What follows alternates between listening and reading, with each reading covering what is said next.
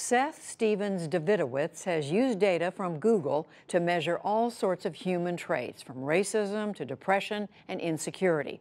He's written a book called Everybody Lies, and tonight he shares his humble opinion on how what we see posted on social media often has nothing to do with the real picture. Have a listen.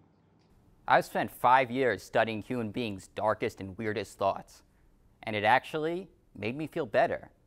I've analyzed Google search data to learn who we really are, and I frequently found out the world doesn't work like I thought it did. We consistently lie to friends, family members, doctors, and surveys, but we're remarkably honest with Google. Google serves as digital truth serum, as a modern-day confessional.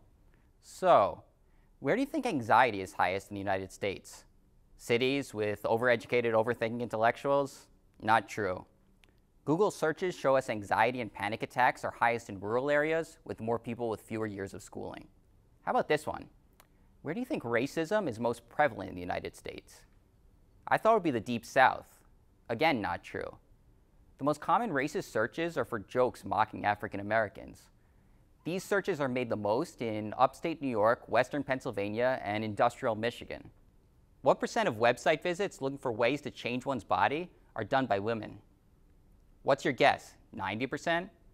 In fact, men are almost as likely to visit sites looking for weight loss or plastic surgery. Here's one that you will never guess. What is the most common search in India that begins "my husband wants"? Got your guess ready? It is "my husband wants me to breastfeed him." Of course, you would never see this on someone's Instagram feed. On social media, people try to make themselves look good. The National Enquirer sells more copies than the Atlantic Monthly. But the Atlantic Monthly is 45 times more popular on Facebook. I guess people want their friends to think they're more intellectual than they are. When you study enough Google search data, it's hard to take the cultivated selves we see on social media too seriously. Sometimes it's interesting to compare people's Google searches to social media posts. Consider how people complete the phrase, "my husband is." First, on social media posts when people are presenting an image to their friends. The top 5 ways to complete this phrase are the best, my best friend, awesome, amazing, and so cute. Now on Google, where people are anonymous, one of the top 5 is also awesome, so that checks out.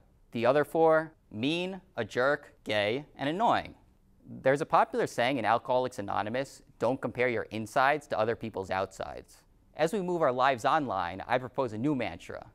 Don't compare your Google searches to other people's Facebook posts. Seth Stevens Davidowitz.